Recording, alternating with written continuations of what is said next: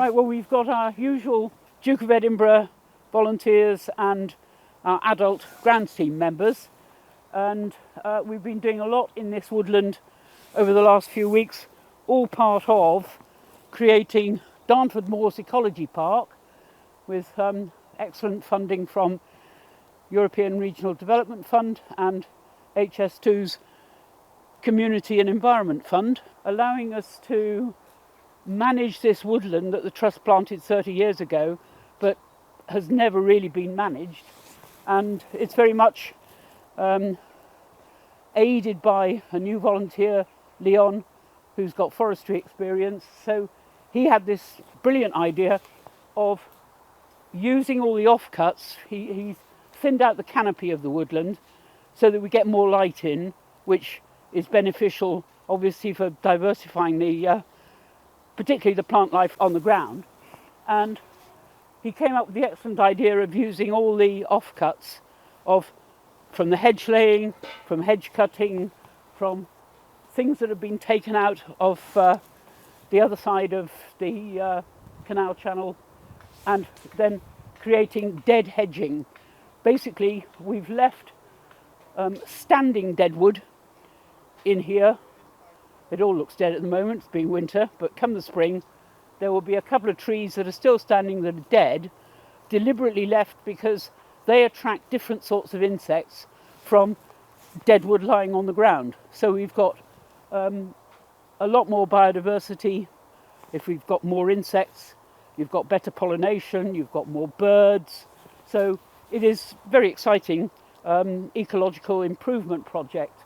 And what you can also see here is old Lock 29, which we're not going to be restoring because we need to keep the water level low to get under Darnford Lane.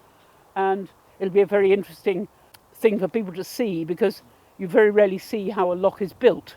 If the lock is still in existence, it's either buried or if it's a working lock, of course you can't see how it was made.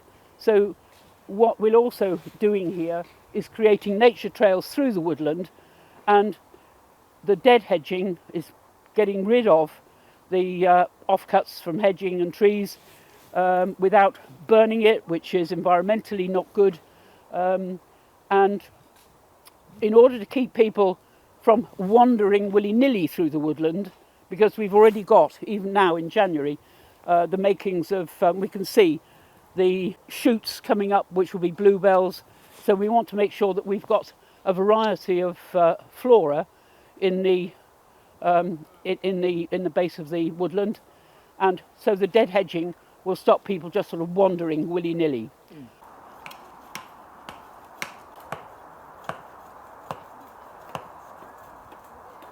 Those will be ideal for the hedge laying guy.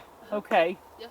So if they're about that length, it's perfect, because he's laying the hedge from the field side. Sure. So that's quite a drop. Drop, of course. So the long stakes will be perfect.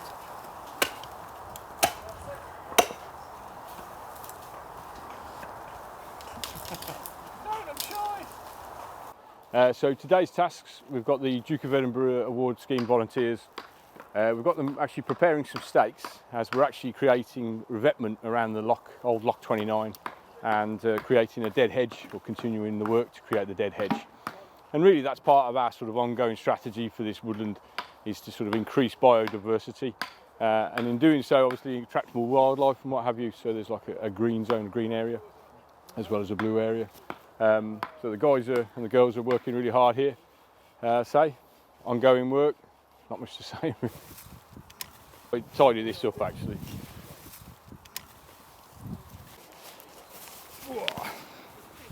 Getting old. So basically, as part of the revetment, and to stop the logs actually rolling into the area that we've dug out, we're just basically cutting small stakes, only a foot, 18 inches long, and then sharpening one end, obviously, so it digs into or cuts into the ground much more easily. Thank you. And it's as simple as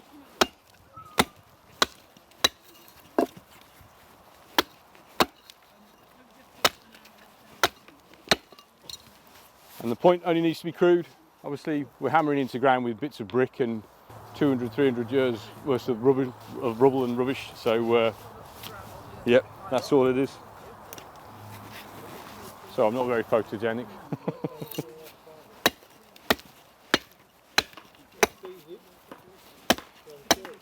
Sharp tool.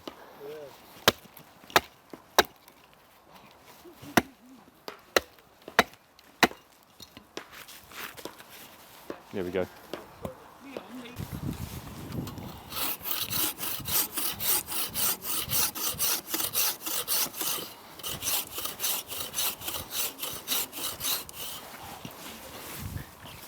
Obviously we've got a slight drop down into the loch, so we're going to create a dead hedge following this path up, and then eventually I think what we'd like to do is maybe have a small seating area here for people to go in and sort of enjoy the loch and enjoy the canal and sit quietly.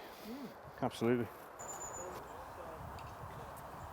I've also got a visitor today here with James Heaney. Indeed, you pronounced it correctly, Chris. James Heaney from Wesleyan. From Wesleyan Insurance, and James has come down to meet me because he's going to bring the team of staff in from Birmingham office. Indeed, yes, our investments team at Birmingham's head office, we're hoping to bring 10 volunteers here on the 1st of March to help you, and I'm really pleased to be part of the project. I've lived in Lichfield for almost my entire life, and even though I've seen the signs for the trust, I wasn't really fully aware of the scale of some of the activities and projects that you're doing, so really excited to be a part of it. And what they're going to do is plant trees that I'll buy with this funding just on the south side of the canal channel, again combating climate change, creating some shade and adding more. There'll be native British trees, again just another aspect of Darnford Moors Ecology Park. These guys are going to carry on. We're going to take the stakes that Nigel and his little work party on a Thursday have cut from the compound, and they're taking them down to Alan, who's hedge laying, because he needs some long stakes, and the job they're doing here with the dead hedging it's just short stakes are fine, just to keep that in track.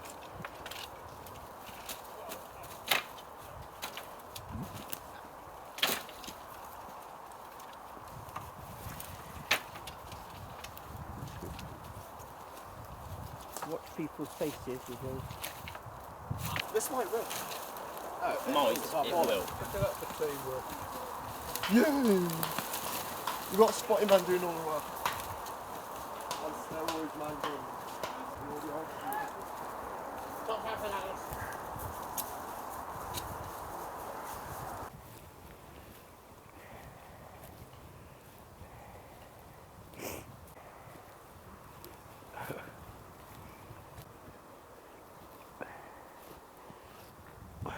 Right. Just clamber out of here. And if I can introduce Alan Bateman, who volunteered with us a couple of years back, but had to stop for got other work he had to do. And I had a recollection that Alan had told me that he'd done hedge laying. So I asked him to come and have a look at this hedge, and it was a bit of a Yes, we're all calling it a hedge, but yeah, so he is very kindly tackling this very much ignored for donkey's years hedge, so it's one heck of a job, and it's going to be very interesting come the spring to see, you know, those lovely little green shoots coming, because they will do, and hopefully you know, you're resurrecting the hedge and making it a lot healthier. Yes, well, as I said to Christine, and I may have said it a bit earlier, we're treating it as a little bit of an experiment as to what can best be done, and yes, spring will show some shoots. Certainly autumn should be evidence of what has actually taken and will thrive, and it will certainly look better than it did, Sure. depending on your point of view of what you want things to look like, but yeah, I think it's very promising actually. If you wanted an example of an ideal hedge, this wouldn't be it. And if you see hedge laying competitions on YouTube, then they're certainly not using a hedge like this for the competition. Really, we've got a series of trees. If you were to look into here, well, it's quite obvious really that this is not a hedge. If it ever was, then that was a long, long time ago. And there's the witness mark of where what I call the decapitators have been along, which they use nowadays, the mechanical hedge trimmers they call them, which just means the new growth sprouts like a chandelier, except it's far too high. You can see a very good example here of how decades ago that should have been laid. It's grown up and there's no bottom, and in fact you've got a tree really, nothing more.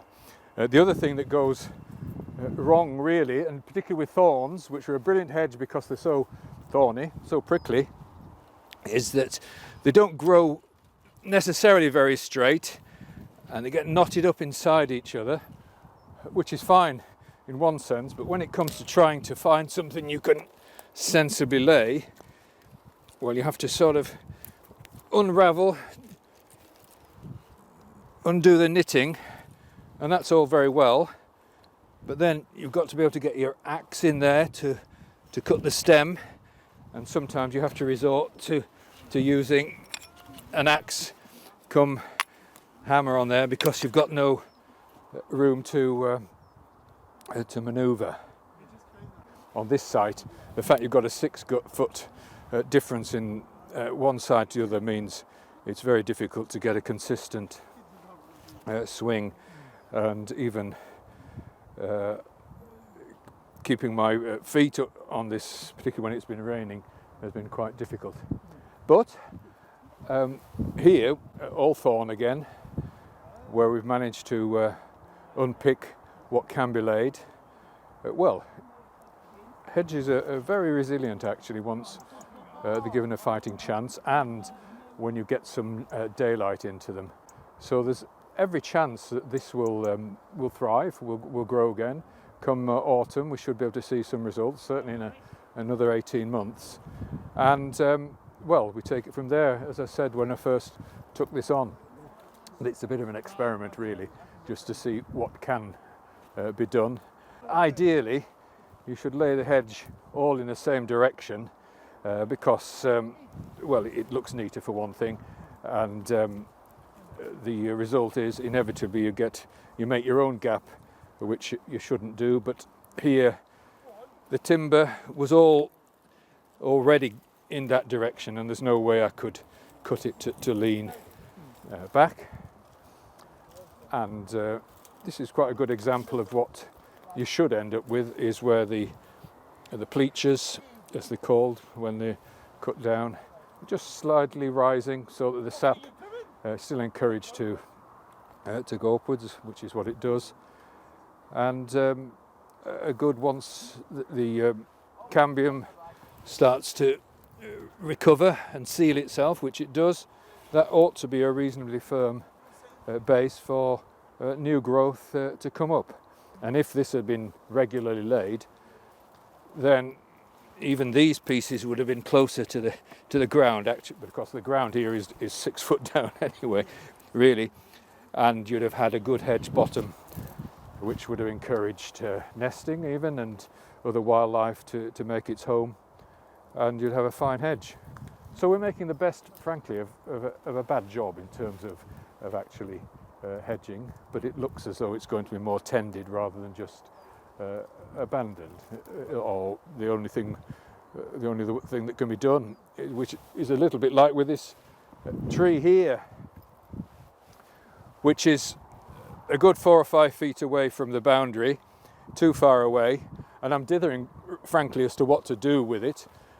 I've slowly unknitted some stems, which, if they were again another 10 foot lower, would easily be laid and make your hedge, but it would look ridiculous if you lay those. So I'll probably just leave it as a decapitated tree. Another thing I can point out, Paul, in terms of what not to do, but needs must, excuse me skipping around, is here. You see this little frame that I've had to construct, which is really just supporting these pleachers, which are in fresh air otherwise, and the wind would soon start to shift it. Birds even settling on it would risk tearing that cut away. Again, with a reasonable hedge, you would not have to do that because it would be supporting itself on the ground. What else is there to say? Don't use thorns as a way of learning how to hedge, I would say. Ash and hazel. You'll see actually here, there's some good ones that will lay nicely, certainly not too thick. Again, my decision is whether to try here, which would mean going backwards a bit too much, or even down there for this one, or here in terms of where the cut would be, and which to do first. And then again, as I was saying, have to be able to get the axe in. So it's a long, drawn-out process, really, just to get something that looks as though it may have taken an hour or so to do. I don't want to be too disparaging about it, but to just beyond the lift bridge there, it looks as though in recent times that particular length of hedge has been decapitated. So there's an example of what not to do, but in a sense needs must when this is all that you're faced with. But of course, hedgelaying is a winter activity. Oh yes, good point. So, you have to do it once the sap has stopped rising and before it starts rising again and the birds start nesting. So that's right. It's a cold winter's job. Well, I come from further north where they say, and perhaps it's universal, you can hedge whilst there's an hour in the month, but I'm not too convinced of that because that gives you April as well. Oh, right. And I think that's a bit late to be thinking you should be hedging, Yeah. but you judge by the weather conditions. But end of February can be a cut-off point as well. Well, I mean, things are starting to sprout now, aren't they? Yes, they are, and they sprout earlier these days, Yeah. unfortunately, don't they? So, Yes. okay. Excellent.